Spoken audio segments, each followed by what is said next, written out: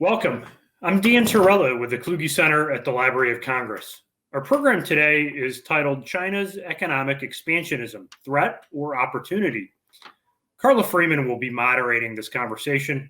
She is Associate Research Professor of China Studies and the Executive Director of the Foreign Policy Institute at the Johns Hopkins School of Advanced International Studies.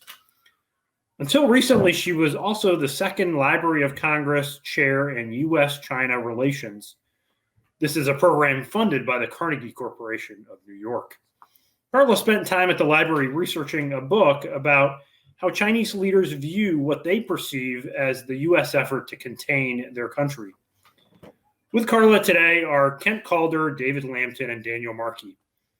Kent Calder is the director of the Edwin Reischauer Center for East Asian Studies at Johns Hopkins University. David Lampton is professor emeritus and former Hyman professor and director of SAIS China and China Studies at the Johns Hopkins School of Advanced International Studies. And Daniel Markey is a senior research professor also at Johns Hopkins. Kent, Daniel, thank you for joining us today. David will be joining us a little later in the program, so we will welcome him at that time. Carla, over to you. Thank you so much, Dan. It's really a great pleasure to be joined for this Library of Congress Kluge Center program by two extraordinary scholars from Johns Hopkins School of Advanced International Studies, SAIS. In addition to the distinguished credentials and work that they do at the school that you mentioned, we're especially fortunate to have them here today, not only for their expertise, but because they both produced recent path-breaking books that suggest new paradigms or new perspectives on China's economic rise or expansionism that I think challenge conventional wisdom and draw conclusions that have critical bearing on U.S. policy. And that will have implications for the nature and the balance of global power in the international system going forward. Kent, Professor Calder's acclaimed book, Supercontinent, The Logic of Eurasian Integration, which was published, I believe, in 2019, sets China's economic rise and the growing interdependence of Eurasia. But it's the relationship of China's rise to other forces, historical forces, political forces, and economic forces that has significant geoeconomic and geopolitical implications. And Dan Markey, who also covered lots of ground in conducting his research for his 2020 book, China's Western Horizon, Beijing and the New Geopolitics of Eurasia, examines the political and economic logic underlying China's many new initiatives in Eurasia. If Kent focuses on the east-west geography of China's rise, Dan's book not only looks west from China to Central Asia, but also makes a major contribution by examining the complicated China-South Asia and understudied China-West Asia, Middle East relationships. So we don't have much time today, and I want to move right into questions, starting with you, Kent.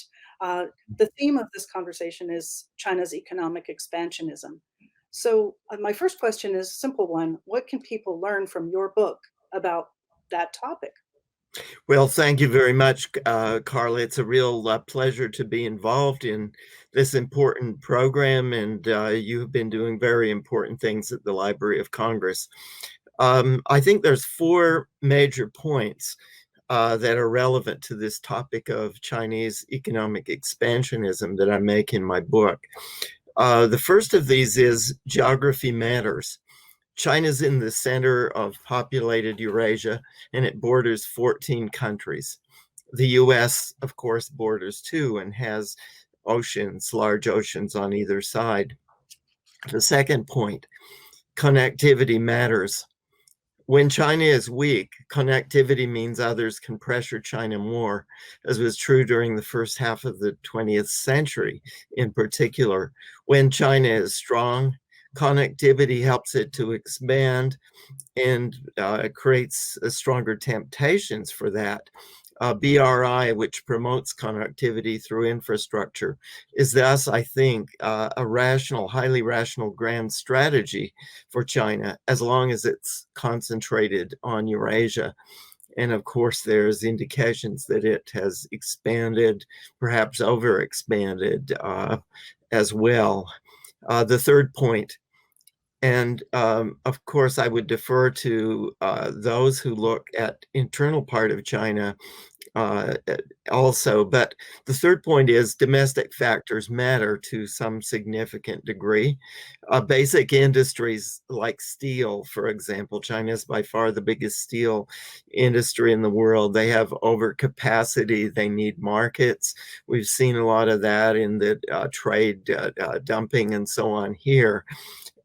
So economic expansion in forms like BRI addresses that need. Second aspect domestically that I talk about is public corporations, huge ones like Costco in shipping, for example. They're massive in scale. They have strong, in many cases, global competitiveness, partly just because of their size, and then the heavy government support that they get in many cases as national champions. And then two, expansionist programs like BRI serve institutional interests of domestic groups. In some ways, the PLA, in some ways, the Communist Party of China. I'll defer to those who focus on the domestic side on those issues. But I think the broad general argument that we see is usually that stresses the domestic side of China's expansionism. But the key point I would like to make is really the fourth of these, and that is that outside opportunities create the space for China's rise. It's not only an aggressive China or a dynamic China in one way or another, it's the external circumstances and the vacuums. The first of these, the collapse of the Soviet Union at the end of 91. It opened Central Asia and areas west to China, and I'm sure Professor Markey will talk more about that.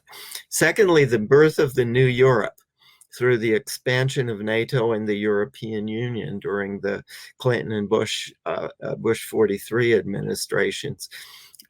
This, of course, created in some ways a two-tier system within Europe. The older, more affluent leaders, Britain and France in particular, and then the new countries that were in transition. Eastern Europe in some critical ways, also Germany, that had long-standing networks and synergistic economic interests with China. The 2008 global financial crisis, the world relied on Chinese stimulus, and that stimulus prepared the basis for BRI.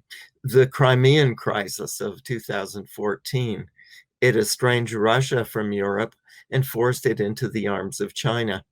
So the external circumstances that China faced that gave it opportunities to be expansionist. I think we certainly, in thinking about China's rise, we have to remember those, which leads me to the final one that was slightly after my book. It came out from Stanford in 2019, but the COVID crisis of 2020, I think, also fits that pattern.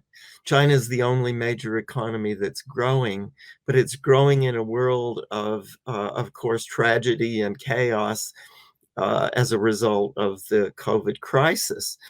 And so that is fueling, I think, new forms of Chinese economic expansionism and political pressures that we need to deal with today. Well, thank you so much, Kent. And I really want to come back to your last point about the world today and where China is headed and how the COVID crisis, the COVID pandemic may have affected some of the trends that you identified in your wonderful book.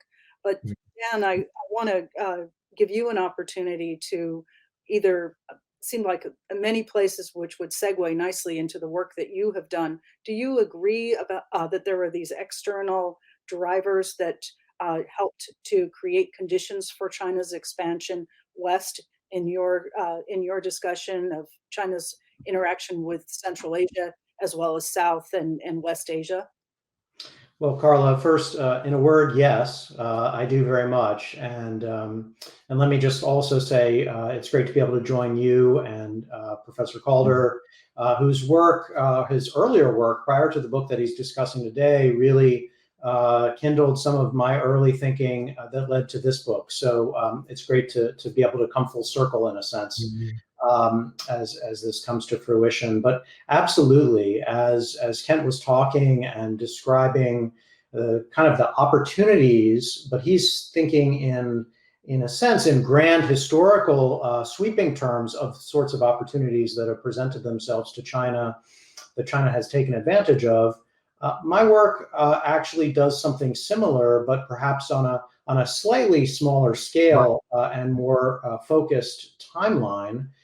Really emphasizing the economic, but also, I should say, political and even security situation and circumstances to China's west, as you noted, in South Asia, Central Asia, and the Middle East, where these opportunities present themselves, and China being in a position as a rising power, in many ways as a risen power, with the wealth and other resources, human resources, capital resources, and so on, to take advantage of these opportunities, is doing just that. But it's the setting of the stage by the other players of the region that my work really focuses on.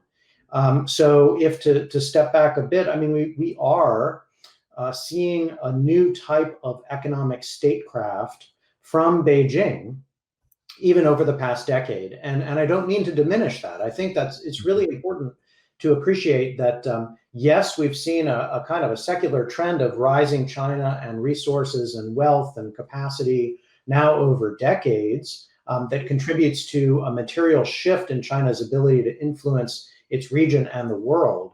But just over the past decade or so, as President Xi Jinping has been in power, we have seen a stepwise shift, I think, in China's willingness to take advantage of the tools and build out new tools of economic statecraft.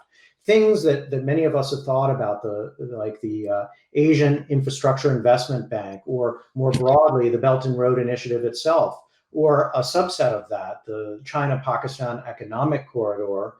Each one of these are initiatives that have been undertaken in part to harness China's wealth and resources in ways that redound to its economic advantage, yes, but also have, I think, political and broader strategic significance and suggest trends to come. So all of these things are happening on the China side. And with that, of course, I think certainly in the areas that I'm looking at, we have to pay attention to the fact that it tends to be, if not the largest, at least one of the largest outside investors to each of the subregions that I'm looking at. It's typically the largest trading partner. It's often the largest buyer of what these countries are selling. And in the case of Central Asia, like Kazakhstan, or in the Middle East, like Iran, where I focus my attention, it's a principal buyer of hydrocarbons, which means that it's essential as a client, as a customer, as a consumer for each of these countries. So all of that is really important. But the interests and aspirations, the goals, and the new initiatives from China are meeting up with the interests, aspirations, and goals, and in some cases, even new initiatives from the region itself. And that's where I try to make even more of a contribution. And my book opens with this story of Gwadar Port in Pakistan, a new deep sea port along the Arabian Sea that many of us outside of Pakistan, and certainly in India, but also in Washington, D.C., have tended to see as a Chinese initiative for Chinese purposes to extend China's influence into the Arabian Sea context. But if you look back at the actual history of this, what you see is that this was under then President Musharraf in January of 2000. This was his idea, his initiative, which he took to China and pleaded with his Chinese counterparts to help him build for both strategic reasons having to do with Pakistan's competition with India, as well as domestic political and economic development reasons having to do with trying to build out Pakistan's west in this challenging area of Balochistan. So this started and the opportunity availed itself to build this port because of Pakistani interests, not Chinese interests. And I think that story is an important one. Now, as time went on, the building of this particular port didn't work so well, but also for reasons having to do not with China's interest or China's capacity, whether technical or financial, but with the ground realities inside of Pakistan, where this port was being built in a very difficult and remote location, surrounded by a domestic separatist movement, disconnected from national networks of roads or rails, which would make it a more viable commercial enterprise. And so in order to understand that early story, really over the past decade of the foundering effort to develop Gwadar Port, you have to look again at Pakistan's own internal realities. And then we see a rekindled effort to reignite and start up Gwadar again. And this too was the product of both Pakistani desires and a resurgent Chinese effort, which came about in the context of the China-Pakistan Economic Corridor.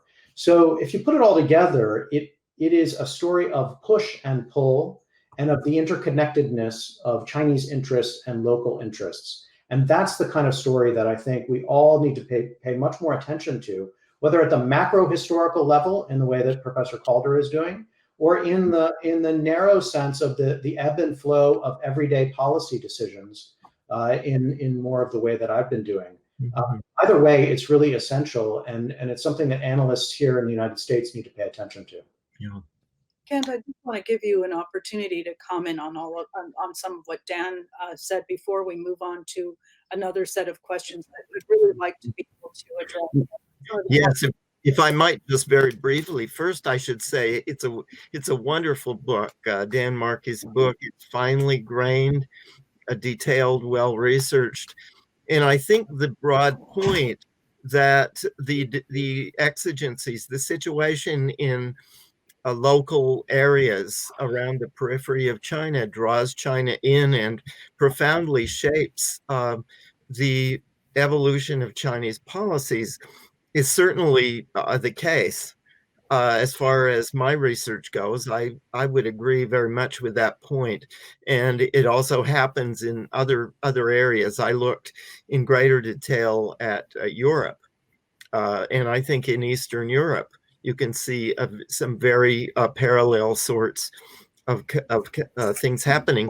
And they have, maybe just to complete that point, they have large potential implications because of the way that they connect China to new areas, strategically important areas that they weren't connected to before.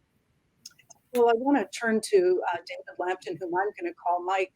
The name is Friends call him, and I worked with him for many years. His book that he fairly recently published with two junior colleagues from Southeast Asia, Selina Ho and Chung Chui Kwek, entitled Rivers of Iron, Railroads and Chinese Power in Southeast Asia, takes us to another part of the world where China is building connections.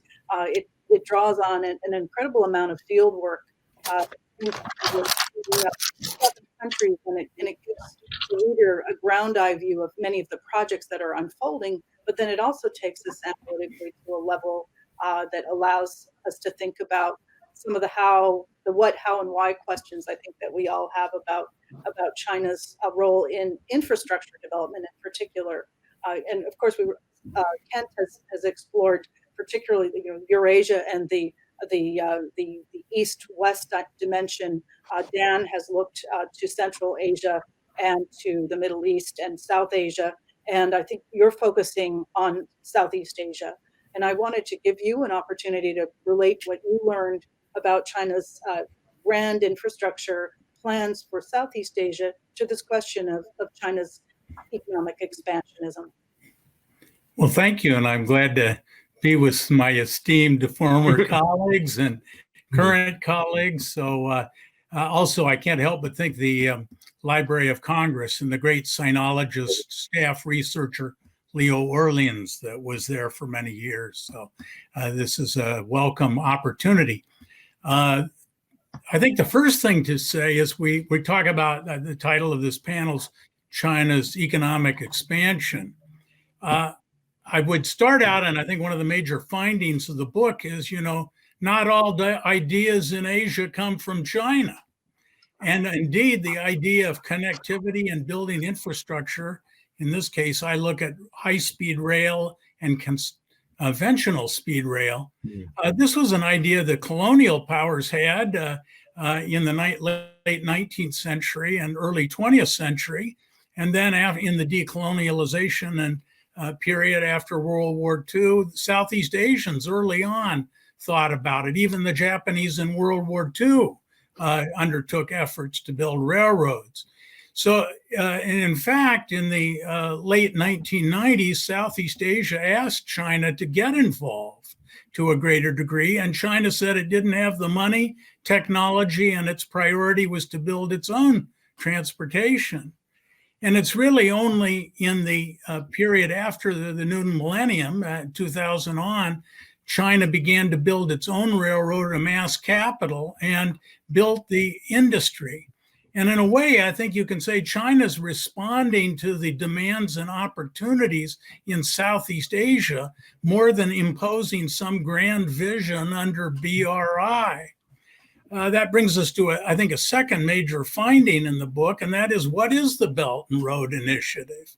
And essentially, it's a national level vision of 6 economic corridors, one of which is Southeast Asia, where I'm looking at.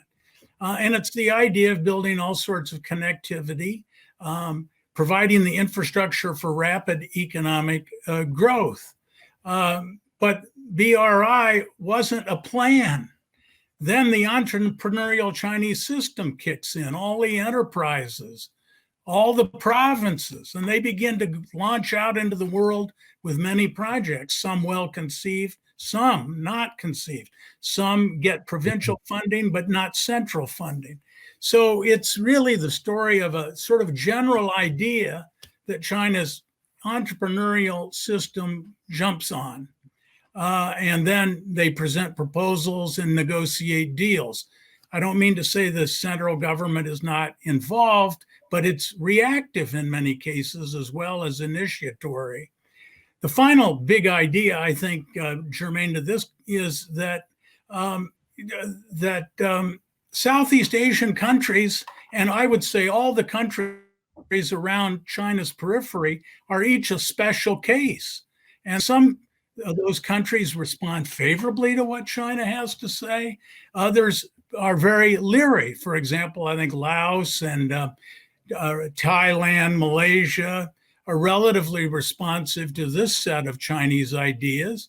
Vietnam is not particularly responsive to this set of ideas, at least as it pertains to China. So I think what I would really say is we are seeing a very complicated, entrepreneurial, sometimes rapacious Chinese system take advantage of opportunities, many of which the Southeast Asians themselves have been trying to promote for a long time, and that all the countries around China's periphery have a capacity to resist if they don't like the idea.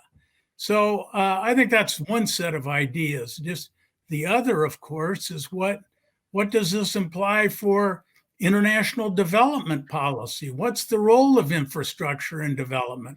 Should it come relatively later in the process or early on? And in terms of implications for US policy, China's built a very advanced industry since 2000, and it's done it through industrial policy. And what do we think of industrial policy? And are we going to need more of it to compete with China and other such similarly structured economies? So I think those are some of the main ideas, but we can't immobilize ourselves with the thought that China is just this juggernaut with no resistance capacity on the part of its periphery. Well, that's fantastic, and picks up on, I think there are some common themes, actually, interestingly, across all 3 of your comments. And I wanted to be sure that we took some time to consider some of the the higher level implications of some of these trends and patterns, and even the degree to which China is responding either to macro historical trends or to opportunities presented by countries along its periphery. And I'd really like you to talk a little bit more about what Mike started, Professor Lampton started to discuss, which is how these changes, these developments in these regions, and the connections between China and Eurasia and in Southeast Asia and other parts of Asia relate to U.S. interests, or even the international order, capital I, capital O. And it would be valuable, as Mike began to do, to have your thoughts on how the U.S. should respond. I think, Mike, I'll just give you a chance to pick up on your remarks now, and then I'll turn to Dan and then to Kent, I think, with the same set of questions. Well, I think our former colleague, Frank Fukuyama, has been doing some work out at Stanford on a set of issues, and I was out there, so I will certainly draw on his ideas as well as my own research on this book. But I think the broad outlines are that for about 2 or more decades now, big infrastructure in terms of organizations like the World Bank, in terms of like USAID, American Development Policy, big infrastructure has been kind of a lower, if not low, priority, because it has such enormous impacts on populations, environment, human rights, immigrants, and so forth. We're all familiar with the problems big infrastructure causes. And so there's been more of a emphasis in the last 20, 30 years on capacity development and healthcare and education and governance concerns. And those are all, of course, worthy things, but we pushed infrastructure to the back burner. But there's a shared vision between China and the countries in Southeast Asia, and I think much of the developing world is that you have to build infrastructure if you want growth. And you're not going to get health, education, and all the rest if you don't have growth. So I think building infrastructure is going back up the priority list on international organizations and the United States. And indeed, in 2018, the US passed something called the BUILD Act. We created the International Development Finance Corporation in, I think it was 2020. And the World Bank is attaching more importance to this. The Asian Development Bank Institute just in 2016 put out a study entitled Connecting Asia, which signs on to this proposition. So I guess the long story short is, for a long time, infrastructure was, I don't want to say a totally back burner issue, but a subordinate issue, and it's surging towards the top. And the policy issue for the United States is, can we get involved? Do we want to get involved? How should we get involved? And how can we, let's put it this way, develop a balanced connectivity that's not totally dependent on China, but on the other hand, it creates a balance so everybody is not overly dependent on China. Well, thank you, Mike. Dan, I think I'll try to narrow your question a little bit to ask you, about the impact of China's ties to the regions that you particularly explore. Do you see China's deepening connections and influence in those regions as, on balance, likely to favor greater stability, peace, or prosperity, or are they a source of new international strains? And how should the United States respond? Are there risks, or are there even opportunities for the United States? Yeah, it's a big question, but it is really at the center of, again, what I try to do in my book.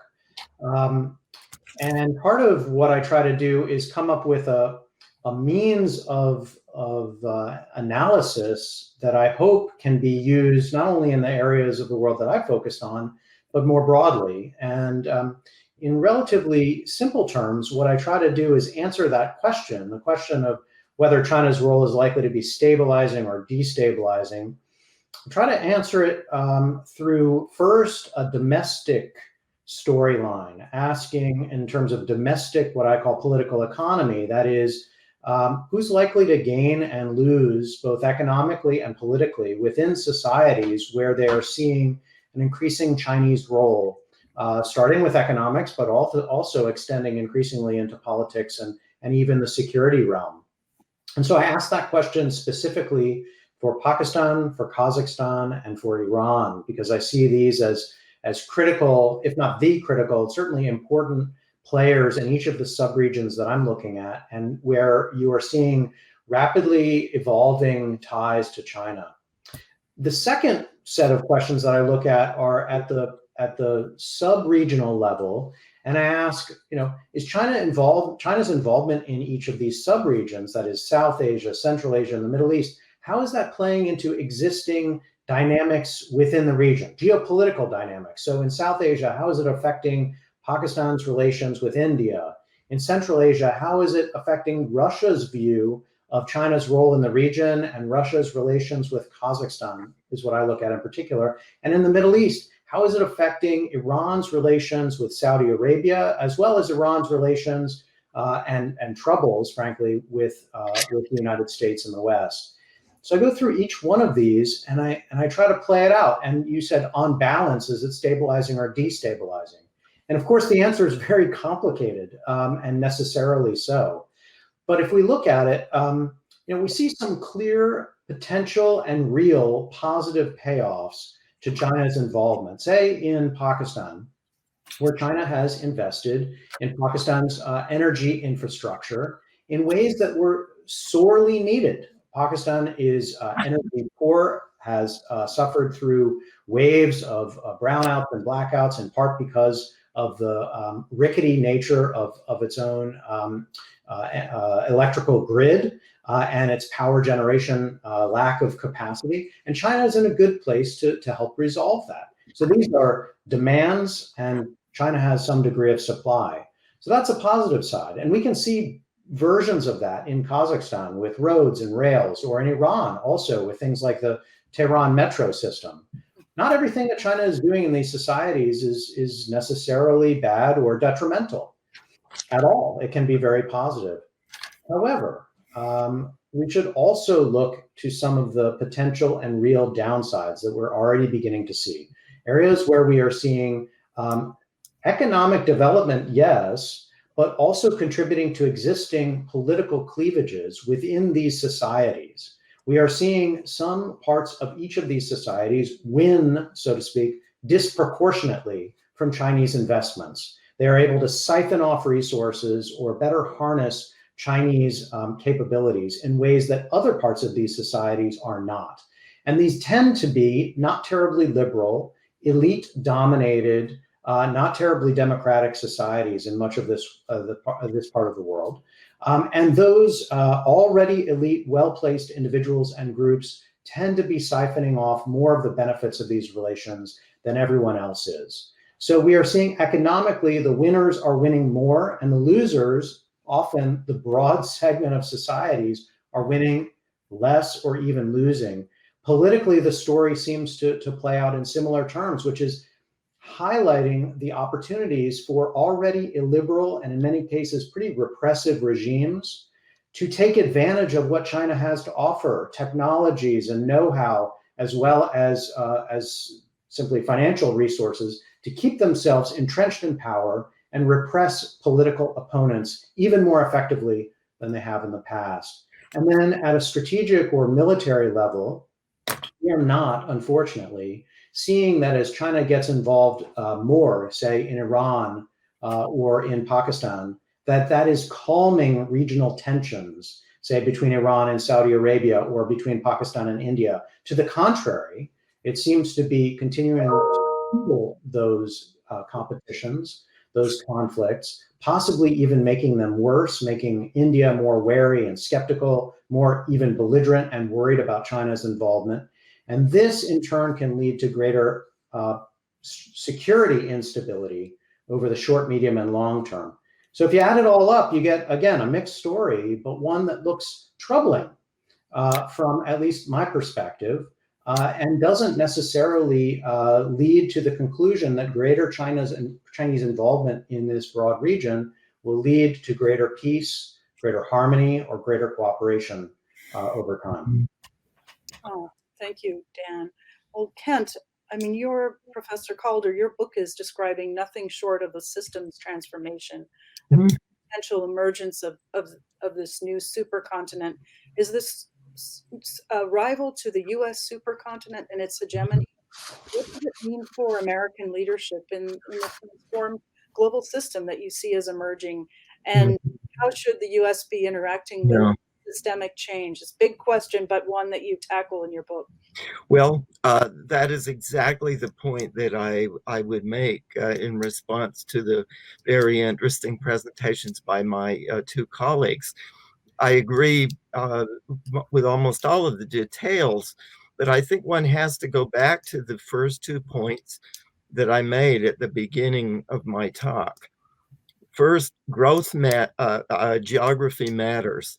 China is at the center of the populated, economically active portion of Eurasia. Secondly, connectivity matters. By its nature, even if it's not strategic, and I agree with what both colleagues and I made that point myself, much of what China did, and I would say particularly up to maybe 2015 or so, I think China's been getting more strategic. But a lot of the early actions, I don't think were strategic. They were pulled in by other countries. Certainly, Professor Lampton particularly, certainly, and I defer to the real specialists on China, the local governments, all kinds of domestic forces made this, in a sense, a rather chaotic and spontaneous process. But the point I would come back to is that connectivity itself benefits China because of its location. And so this isn't simply a matter of growth or stability, domestic stability. It's also a matter of the potential transformation of the global geoeconomic structure. Because of China's location, because of the importance of connectivity, and because that's exactly what BRI is focused on. And recently it's gotten some rather strategic dimensions. I've recently been looking, for example, at a submarine infrastructure, the cable networks around the world that handle 95% of the world's internet. And of course, Huawei Marine and Chinese enterprises have been very central in that, and in the connecting the developing world along different lines from the lines that across the Atlantic or the Pacific, the conventional American dominated lines. China has been quite central and also, I think, quite strategic. So the geoeconomic dimension, the implications of connectivity, I think, are something important. The one that I looked at in my book particularly was Europe, and particularly Eastern and Central Europe. And I think the EU, the agreement that was recently concluded between the European Union and China in December, just last month, before the Biden administration came in, shows this point in operation. The Europe's role in the global system is quite strategic. It's important in technological terms. And President Xi is said to have made some major concessions to get this agreement, which I think is an important one that shows the implications systemically in world affairs. It means, I think, things like new dialogues with people that we haven't been thinking about in the context of China policy. And I know that China specialists have a dialogue in Stockholm with the Europeans and so on. But those kind of things, it seems to me, a dialogue between Europe and the United States about China, a parliamentary exchanges and dialogues. The European Parliament will have to ratify, for example, the EU-China investment treaty. Does it give sufficient concern to labor relations, to human rights, to considerations of that sort? Those kind of things will need to be debated, and dialogues between Europe and the United States that at least raise those issues, it seems to me, are important. And also allies, of course, President-elect Biden has been stressing this. It seems to me a very important point. Using the power, the economic resources of our allies, infrastructure, for example, the BUILD Act, and of course, Professor Lampton mentioned that, and the IFC are important, but they're undercapitalized. The Japan Bank for International Cooperation has the funds of the second largest sovereign wealth fund in the world behind it.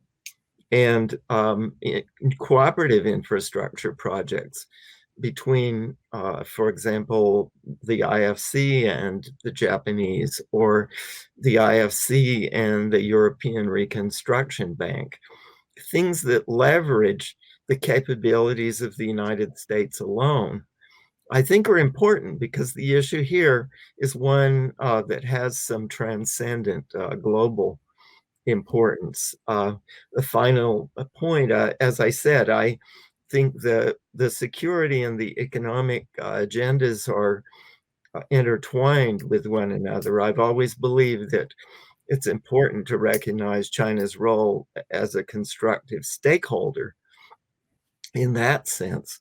But when the scale of what's being done undermines alliance relations, then as perhaps it's beginning to with things like a very rapid investment agreement between Europe and China that puts tension on the transatlantic relationship. I think there's important issues that with our allies that we have to consider as well. Thank you very much, Kent. Well, we are really running out of time here, but I want to give you all about a minute each to make some final remarks. One of the topics that we could talk about briefly is how COVID-19 may have changed, or some of the trends that you identified, whether it's connectivity or countries learning to manage a more and more powerful China. But I'll give you you can decide what you want to talk about in the last minute or so of our conversation, and with 3 minutes, 1 minute each. I'll start with you, Dan. And sure, thanks, Carla. I think one of the things that's noteworthy about this conversation is the extent to which China, as an opportunistic power, really comes to the fore. Perhaps not a power that has a future mapped out before it, a grand strategic plot to conquer the world, but a power that is increasingly capable of seizing opportunities when they avail themselves. But when they avail themselves comes back to the dynamics of these regions themselves, and understanding these regions is critically important. So my message to American policymakers and American intelligence analysts is that while we are clearly increasingly in a global competition with China, and I think the US government is gearing up for that, understanding China is only a piece of that story. And it is the rest of the world, understanding the rest of the world and their perceptions, even their wariness and concerns about China, including in the context of this this COVID moment, where not all of what China is doing is seen as terribly helpful from regional players, will be critically important and should inform our policies.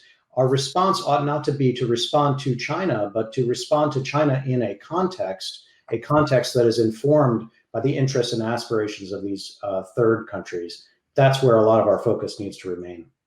Mike, I want to hear from you on this, because you address the agency of the Southeast Asian countries that China is interacting with so clearly in your book.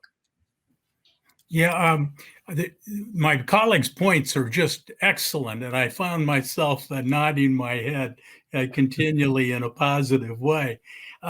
I wanted to emphasize a couple of points and maybe supplement and say that strategically this has enormous implications. So I agree with what Kent was saying. And I would add, and what Dan was saying as well, that whatever the initial intentionality of the connectivity and railroads, and I think it principally when it started was economic, but irrespective of the initial motivation, the military develops interests and responsibilities once this infrastructure is in place.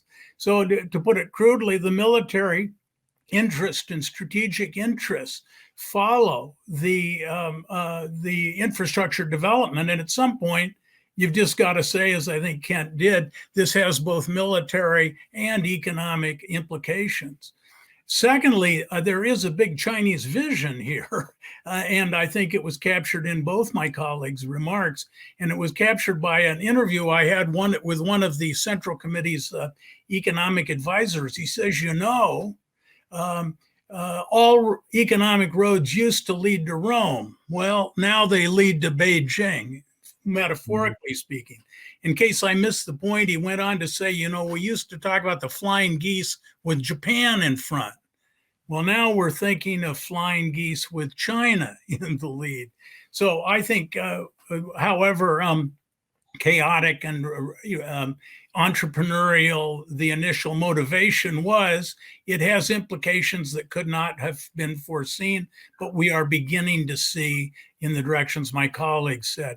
Just one last thing, COVID, of course, it created a temporary economic difficulties in China, but China's recovered, at least in many important respects, certainly growth-wise, and may grow at 6 or 7% this year, 2021. And so I think it'll have some effect, but don't count on China stumbling it, just before it gets to the finish line, so to speak. I think China is got a lot of competitive capacity there. And so I guess I would just say that we, the West and policymakers in the United States, have to realize the enormity of this development and come up with responses.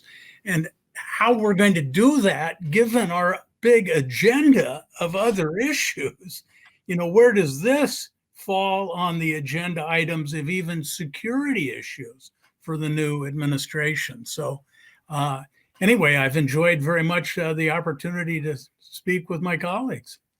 Mm-hmm. Kent, I want to give you a chance to make a final set of comments. Well, thank you, Carla. I have to say, this has been an absolutely fascinating discussion. I've learned a tremendous amount from all of my colleagues. As an American, and all of us as Americans, I think if we look back on our history, we realize that infrastructure can be the driver of major geopolitical change. The Transcontinental Railway, the way that it unified America, the Panama Canal, the way that it connected the Atlantic and the Pacific, and helped to lead to an era of American global preeminence. So the issues are large here that we're talking about. What do we do about this? I think it's been said by my two colleagues, I don't want to belabor, but understanding that China is just part of the story, the crucial, the driving part, but just part, as Dan Markey was saying, and that we need to respond to China in context. And of course, many of those details in the Southeast Asian case, of course, and the implications for international finance, Professor Lampton's talked about in detail. To me, 3 prescriptions. I think more dialogues with allies of various kinds is one. Secondly, having worked for 4.5 years with 3 of our ambassadors to Japan, I think more attention to embassies as strategic policy response centers in allied nations. And then thirdly, more attention to IGOs, international intergovernmental associations. I think for the US to rejoin the WHO, for us to figure a way to even cooperate with AIIB or to counteract AIIB, to accelerate the activities of the Asian Development Bank.